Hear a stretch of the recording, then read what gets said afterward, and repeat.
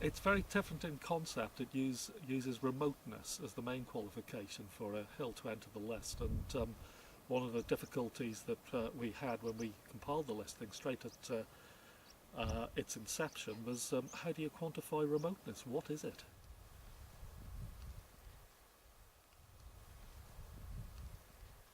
Well, to an extent, I think we're both in agreement that remoteness is a subjective concept, that one person's remoteness would be viewed as different from another. But if you needed to set a criteria, what we've used is a minimum prominence of 15 metres.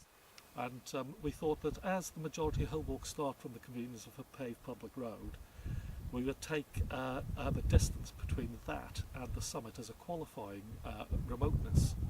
And we decided upon 2.5 kilometres.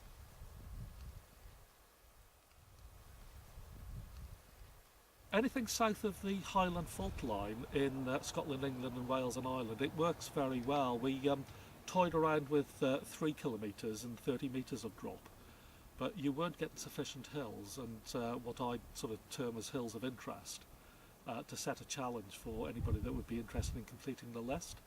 But when you use 2.5 kilometres and 15 metres of drop, it has hills of merit, hills of interest, and it's sufficient to form a challenge.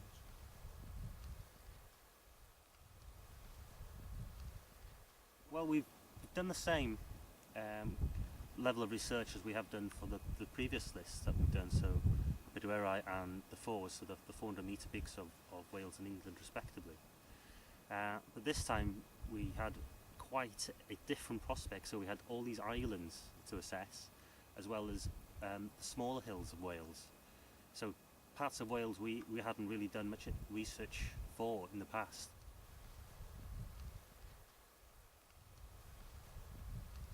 It's going to be published on Europeek lists, so there'll be a booklet with all kinds of notes. So for those enthusiastic about hill data or place name research, there's lots of interesting additional notes.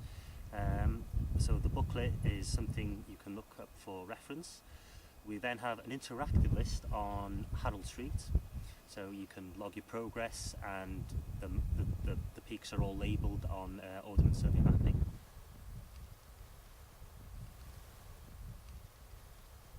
The list will be maintained on the Mapping Mountains blog, and you can access the most up-to-date version of the list, and that is mappingmountains.blogspot.com. Mapping Mountains is all lowercase and continuous, and we thought, as there's only 166 hills in the complete list, that the list is very feasible to keep up to date, and those updates can then be fed into any future additions via Europeek list.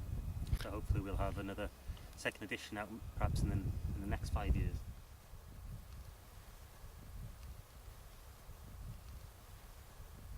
I've got a draft version of the Irish prepared, but I haven't computerised that. But it's a thought. The same criteria would not work for the Highlands.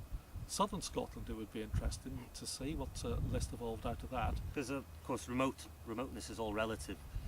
When you compare the Scottish Islands to the rest of the UK, you can't compare the remoteness, but then again you can't compare the remoteness of the Highlands to, say, a list of the peaks in Siberia, for instance. Yeah. So it's all relative, and it's just good fun really for the area that you bag in, really. Yeah.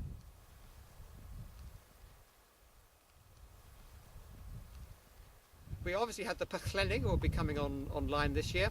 The other big project at the moment, which I'm currently undertaking, is a list of all the mountains in the Czech Republic. Those are Marilins over P150, and also a list of the sort of the Czech Munros, you might say, 1,000 metre peaks of 100 metres prominence and above. So that's the plans of this year. There may also be further lists comparing the mountains of Finland and possibly even Norway and Sweden as well, but that's to come.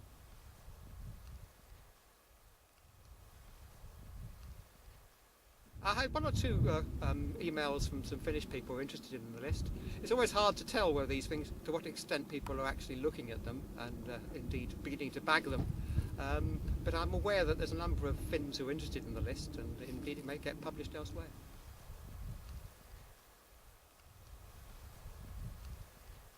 It's beginning to grow a little bit. The Polish people, for example, seem to be quite keen. They have their own list, in fact, called the Crown of Poland.